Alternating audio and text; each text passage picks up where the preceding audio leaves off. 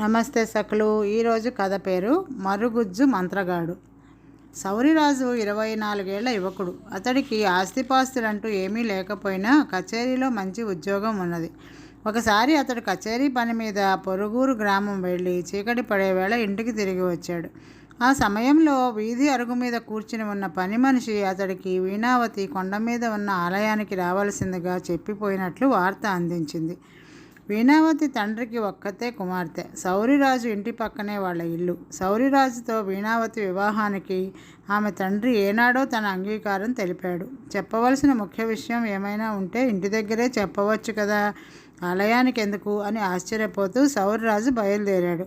అల్లంత దూరాన చూస్తూనే అతన్ని వీణావతి ఒక కొండరాతి మీద నుంచి లేచి ఎదురు వచ్చింది. సౌరిరాజు చిన్నగా నవ్వుతూ, ఏమిటంత ముఖ్య విషయం? మీ నాన్న మన పెళ్లి ముహూర్తం నిశ్చయించాడా అని అడిగాడు. వీణావతి పొంగి వచ్చే దుఃఖాన్ని ఆపుకుంటూ, అవును, ఎల్లుండే ముహూర్తం, అయితే పెళ్లి కొడుకు మాత్రం నువ్వు కాదు అన్నది. సౌరిరాజు నిర్ఘాంతపోయి, అసలు ఏం జరిగింది అని అడిగాడు. వీణావతి జరిగిందంతా అతడికి చెప్పింది. నిన్న అనుకోకుండా ఆమె తండ్రి చిన్ననాటి స్నేహితుడు ఒక ఆయన వాళ్ళ ఇంటికి వచ్చాడు. ఆయన సముద్ర వ్యాపారంలో లక్షలు గడించాడట. వెంట వచ్చిన ఆయన కొడుకు వీణావతి నచ్చింది. దగ్గరలో మంచి ముహూర్తం ఉన్నది కనుక అతడితో వీణావతి వివాహం జరిపిస్తానని తండ్రి తన స్నేహితుడికి మాట ఇచ్చాడు. వాళ్ళు వెళ్ళిన తర్వాత ఆమె అభ్యంతరం చెబితే తండ్రి కోపగించుకుని, నువ్వు నోరు మూసుకో, సౌరికి సొంత ఆస్తి అంటూ చిల్లిగవ్వలేదు. శాశ్వతం అనుకున్న కచేరీ ఉద్యోగాలు హఠాత్తుగా పోగొట్టుకునే వాళ్ళను నేను ఎరుగుదును. నా స్నేహితుడికి లక్షల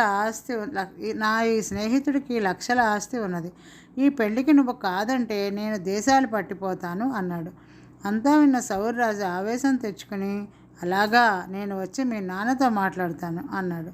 వీణావతి అయిష్టంగా తలాడిస్తూ, ఆ పని మాత్రం చేయకు, మా నాన్నది వెర్రి కోపం, గొడవ జరిగితే నిజంగానే దేశాలు పట్టిపోగలడు అని ఇంటికేసి బయలుదేరింది. ఈ జరిగిన దానికి సౌరిరాజు చాలా కలవరపడిపోయాడు. ఇక ఆ రాత్రికి ఇంటికి వెళ్ళకూడదు అనుకున్నాడు. కొంతసేపు ఒక రాతి మీద కూర్చుని ఏదో ఒక నిశ్చయానికి వచ్చిన వాళ్ళ లేచి కొండ అవతల వైపుకు బయలుదేరాడు. కొండ అవతల 4-5 ఆమడల దూరం వరకు ఒక పెద్ద అరణ్యం ఉంది. అందులో ఆటవికులు తిరుగుతూ ఉంటారని, వాళ్ళు చాలా క్రూరులని చాలామంది నమ్మకం. సౌరిరాజు కొండ దిగి అరణ్యంలో కొంత దూరం నడిచాక, ఎవడు వాడు అని గట్టిగా కేక విని ఆగిపోయాడు. 2 ఆటవికులు ఈటెలు జడిపిస్తూ అతడి ముందుకు వచ్చి, నువ్వెక్కడికి పోతున్నావు? ఇంత రాత్రివేళ అరణ్యంలో నీకేం పని అని అడిగారు. సౌరిరాజు ఒక్క క్షణం భయపడి అంతలోనే ధైర్యం తెచ్చుకుని, ఈ మహారణ్యంలో ఏ పులివాతో పడదామని వచ్చాను, నేను తీరని కష్టాల్లో ఉన్నవాడిని అన్నాడు. ఆ జవాబు విని ఆటవికులిద్దరూ కొంచెం ఎడంగా పోయి కూడబలుక్కుని తిరిగి సౌరిరాజు దగ్గరికి వచ్చి, కష్టాల్లో ఉన్న మనుషులంటే మాకు జాలి. ఇక్కడ పిశాచాల దిబ్బ మీద ఉండే పిశాచాల వల్ల ఆటవికులం నానా కష్టాలు పడుతూ ఉండగా ఒక మరుగుజ్జు మంత్రగాడు వచ్చి మమ్మల్ని రక్షించాడు. ఇప్పుడు ఆయన నివాసం పిశాచాల దిబ్బ మీదే. నిన్ను పట్టి పీడిస్తున్న కష్టాలేమిటో ఆయనకు చెప్పుకో అని అతన్ని మరుగుజ్జు మంత్రగాడి దగ్గరికి తీసుకుపోయారు.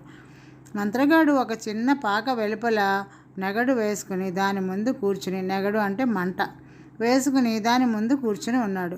వాడు సౌరిరాజును చూస్తూనే, 12 ఏళ్ల తర్వాత నన్ను వెతుక్కుంటూ వచ్చిన మనిషివి, ఎవడివిరా నువ్వు అన్నాడు కీచుగొంతుకుతో.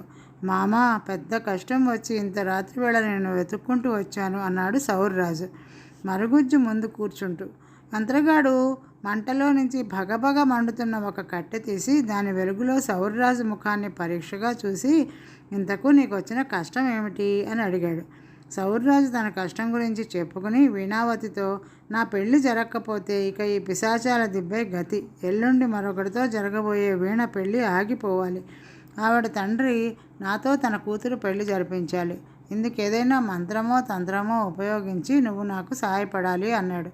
ఆ మరుక్షణం మరుగుజ్జు మంత్రగాడు కణకణలాడుతున్న నెగటి నిప్పుల్లో చేయి పెట్టాడు. వెంటనే నీళ్లు పోసినట్లుగా నెగడు ఆరిపోయి అందులో నల్లటి బొగ్గులు బయటపడ్డాయి. మంత్రగాడు ఒక బొగ్గు తీసి నుదుటిగా ఆనించుకుని ఏదో మంత్రం చదివి దాన్ని సౌరిరాజుకి ఇస్తూ, నువ్వు చేసుకోవాలనుకుంటున్న అమ్మాయిని ఈ బొగ్గును బెల్లం నమిలినట్టు నమిలి మింగమను అన్నాడు. సౌరిరాజు వాడిని ఏదో అడగబోయాడు. కానీ మంత్రగాడు లేచి తన పాకకేసిపోతూ, అనవసర ప్రశ్నలు వేసి నన్ను విసిగించకు, ఇహ వెళ్ళిరా అల్లుడు అన్నాడు. సౌరిరాజు ఆ బొగ్గు తీసుకుని ఇంటికి తిరిగి వచ్చాడు. తర్వాత కొంచెం సేపటికి వీణావతి పడుకునే గది కిటికీ దగ్గరకు పోయి దాని రెక్క మీద చిన్నగా తట్టాడు. వీణావతి వెంటనే వచ్చి కిటికీ రెక్కలు తీసింది. అతడు చిన్న గొంతుతో నన్నేమీ ప్రశ్నించక ఈ బొగ్గు నమిలి మింగు అని బొగ్గుని ఆమెకిచ్చాడు. వీణావతి సరే అన్నట్లు తల ఊపగానే సౌర్యరాజు తృప్తిగా తన ఇంటికి వెళ్ళిపోయాడు. తెల్లారాక వీణావతి నిద్రలేప వచ్చిన అమ్మలెక్కలు ఆమెను చూస్తూనే కేవుమన్నారు. ఆమె పచ్చని పసిమి రంగు శరీర ఛాయ నల్లని బొగ్గు రంగులోకి మారి ఉన్నది. ఈ జరిగిన వింత క్షణాల మీద ఊరంతా తెలిసిపోయింది. మగపెళ్లి వారు ఈ వార్త విని వీణను చూడవచ్చు, ఇదేం చిత్రం, ఈ పిల్ల మాకొద్దు, ఇదేదో రంగులు మార్చే భూతం లక్షణం అని వెళ్ళిపోయారు.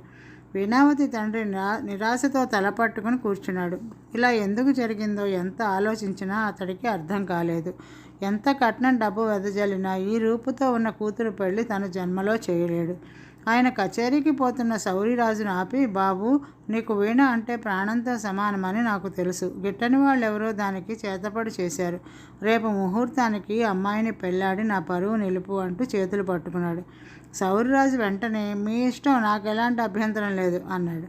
ఈ మాటలు విన్న వీణావతి కళ్ళనీళ్ళు పెట్టుకుని, సౌరి, నాలాంటి కురూపి నీకు తగదు అన్నది. సౌరిరాజు చిరునవ్వు నవ్వుతూ ఊరుకుని ఈ రాత్రి తిరిగి మరుగుజ్జు మంత్రగాడి దగ్గరికి వెళ్ళాడు. వాడు సౌర్యరాజుని చూస్తూనే, ఎరా అల్లుడు, మన పథకం పారింది కదా అన్నాడు ఉత్సాహంగా. పారకేమి, ఆ పెళ్లి కొడుకు తరఫు వాళ్ళు ఠారుమని పారిపోయారు. రేపు వీణతో నా పెళ్ళి. నిన్నటి మంత్రపు బొగ్గుకు విరుగుడు ఇస్తే నీ ఆశీర్వాదం కూడా తీసుకుని వెళ్ళిపోతాను అన్నాడు సౌర్యరాజు. విరుగుడేమిటి, అలాంటిదేమీ నా దగ్గర లేదే అన్నాడు మంత్రగాడు. సౌర్యరాజు నిర్ఘాంతపడి, అయితే వీణ ఎప్పటికీ అలా కారు నలుపు రంగుతో ఉండిపోవాల్సిందేనా అని అడిగాడు.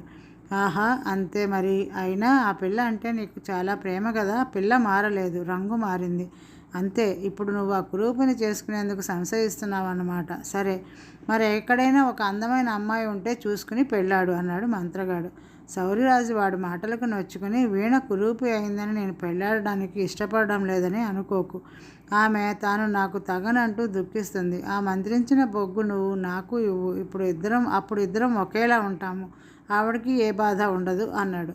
ఒరే అల్లుడు, నిజంగా నీ ప్రేమ గొప్పది. ఆ సంగతి తెలుసుకునేందుకే అలా అన్నాను అని మంత్రగాడు పక్కన ఉన్న బుట్టలో నుంచి ఒక జామపండు తీసి దాన్ని మంత్రించి సౌర్యరాజుకిచ్చి, దీన్ని కాబోయే భార్య తింటే ఎప్పటి రంగు వచ్చేస్తుంది అన్నాడు. సౌర్యరాజు పండును తీసుకుని, పెళ్ళయ్యాక ఏదో ఒక రోజున మేమిద్దరం ఇక్కడికి వస్తాం. నీ మేలు మర్చిపోలేం మామా అన్నాడు. అందుకు మరుగుజ్జు మంత్రగాడు కటువుగా, మర్చిపో, నేను చేసిన మేలును కూడా మర్చిపో. నన్ను గురించి ఎవరికీ చెప్పకు. ఏనాడు నా దగ్గరకు రాకు. ఈ అరణ్యంలో కల్లాకపటం ఎరగని అటవికుల మధ్య నన్ను ప్రశాంతంగా బతకని. ఇక వెళ్ళు అన్నాడు ఆజ్ఞాపిస్తున్నట్లు. సౌర్యరాజు ఇంటికి తిరిగి వచ్చి మంత్రగాడిచ్చిన జామ పండును వీణావతికి ఇచ్చాడు. ఆ పండు తిన్న ఆమె మునుపట్ల పచ్చని పసిమి రంగుతో కళకళలాడిపోయింది. మర్నాడు ఎప్పటి అందంతో పెళ్లిపీటల మీద సౌర్యరాజు పక్కన కూర్చున్న వీణావతిని చూసి ఆమె తండ్రితో పాటు అందరూ ఎక్కడలేని ఆశ్చర్యం పొందారు. మరొక కథ. కొత్త అల్లుడి బాధ్యత. రంగరాజుది పెద్ద కుటుంబం, 10 మంది పిల్లలు. పెద్దవాళ్ళు 6 ఆడపిల్లలే. అయితే రంగరాజు 100 ఎకరాల మాగాణి భూమి గల సంపన్నుడు. అందుచేత అతని కుటుంబానికి వైభవంగా జరిగిపోతున్నది. పెద్ద కూతురికి పెళ్లి చేశాక రంగరాజు దీర్ఘవ్యాధితో మంచాన పడ్డాడు. అందుచేత ఆయన తన పెద్దల్లుడిని తన ఇంటనే ఉండి తంటి బాధ్యత నిర్వహించుకోమని కోరాడు. పెద్ద అల్లుడు రాజయ్య పెద్ద దివాణానికి పెత్తనం దొరికింది కదా అని ఒప్పుకున్నాడు. అతడు మంచి వ్యవహార దక్షత గలవాడవడానికి సందేహం లేదు. మామగారి వ్యవహారాలు ఆకళింపు చేసుకోవడానికి అతనికి ఎంతో కాలం పట్టలేదు.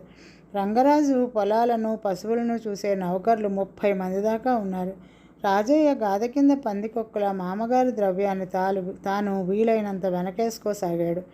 అందుకోసం మామగారి కుటుంబం పొదుపు అవలంబించేలాగా చేశాడు. ఏడాదికి 3 సార్లే కొత్త బట్టలు, వారానికి ఒకసారే పిండి వంటలు.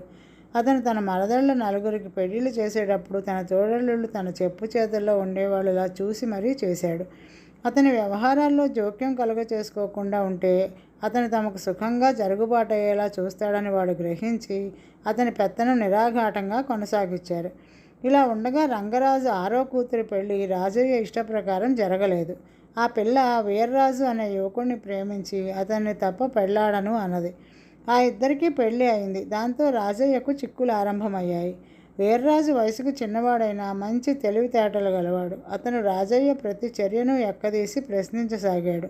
ఇందువల్ల రాజయ్య పెత్తనానికి అడుగడుగునా ప్రతిబంధకాలు ఏర్పడ్డాయి. ప్రమాదాన్ని గ్రహించి అతను తన మామగారితో, చూస్తున్నారు కదా, ఇటీవల మనకు డబ్బు ఇబ్బంది ఎక్కువగా ఉంటున్నది. కారణం మరేమీ లేదు. ఇంటా బయట కూడా క్రమశిక్షణ తగ్గిపోయింది. నేను ఇంటికి అల్లుణ్ణి కానీ ఆస్తికి వారసుణ్ణి కాదు కదా, అందుకని నా మాట ఎవరూ వినడం లేదు అన్నాడు. ఈ మాటకు రంగరాజు నొచ్చుకుని, అయితే ఏం చేయాలి అని అడిగాడు. మీకు నా మీద నమ్మకం ఉంటే మీ పెద్ద అబ్బాయికి కాస్త వ్యవహార జ్ఞానం అబ్బేదాకా ఆస్తిని కాపాడడానికి సర్వహక్కులు నాకు ఇచ్చినట్లు ప్రకటించండి అన్నాడు రాజయ్య. ఆ ప్రకారమే రంగరాజు ఇంటిల్లిపాదిని పనివాళ్లను పిలిచి రాజయ్య ఏం చెప్పినా అది తాను చెప్పినట్లే అని, అతని మీద ఎవరు ఫిర్యాదు చేసినా తాను వినపోవడం లేదని చెప్పేశాడు. ఇక రాజయ్య విజృంభించి మామగారి సొత్తుని మరింత చురుగ్గా కొల్లగొట్టసాగాడు.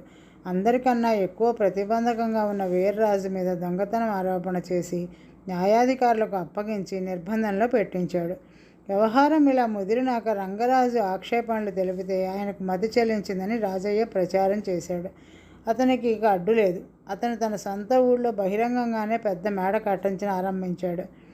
అయితే వీర్రాజు మీదకి దొంగతనం ఆరోపణ నిలవలేదు. అతన్ని అధికారులు నిర్బంధం నుంచి విడిచిపెట్టారు.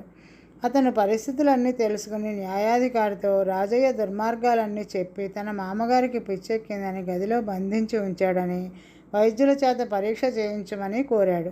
వైద్యులు రంగరాజుని పరీక్షించి ఆయనకు ఎలాంటి పిచ్చి లేదని చెప్పాడు. రంగరాజు తన పెద్ద అల్లుడికి లోగడ ఇచ్చిన పెత్తనం రద్దు చేసి దాన్ని వీర్రాజుకి అప్పగించాడు. కొన్ని నెలలు గడిచాయి. రాజయ్య అసలు స్వరూపం బయటపెట్టడం తప్ప వీర్రాజు మరేమీ సాధించలేదు. పనివాళ్లలో చురుకు లేదు. రాజయ్య కొందరు పనివాళ్లను కూడగట్టుకునేటందుకు వారికి సోమరితనం మొప్పాడు. దానివల్ల ఇతరులకు కూడా పనిలో శ్రద్ధ తగ్గిపోయింది. తన శ్రమ ఫలితం గురించి వాళ్ళు గర్వించడం మానేశారు. పశు సంపద కూడా అస్తవ్యస్తంగా ఉన్నది. వీర్రాజు ఈ పరిస్థితిని కొంచెం కూడా మార్చలేకపోయాడు. అతడు తన అసక్తతను గురించి ఒకసారి రంగరాజుతో మాట్లాడాడు. రంగరాజు నవ్వి, రాజయ్య దుర్మార్గుడైనంత మాత్రాన సమర్థుడు కాకపోలేదు. అతని స్వార్థం అతని సామర్థ్యాన్ని దెబ్బతీసింది. అతని తప్పులు ఎంచడం మానేసి ఖర్చుకు తగ్గట్టుగా ఆదాయాన్ని పెంచే మార్గం చూడు. కొత్త అల్లుడిపైన నీ బాధ్యత అదే అన్నాడు. దాంతో వీర్రాజు రాజయ్య విషయం మర్చిపోయి రంగరాజు ఆస్తిని సక్రమైన మార్గంలో పెట్టి 2 ఏళ్లలో పూర్వపు ఐశ్వర్యాన్ని, వైభోగాన్ని తిరిగి నెలకొల్పాడు. ఈరోజుకి కథ సమాప్తం. సకలు తిరిగి మరొక కథతో రేపు కలుద్దాం. నమస్తే.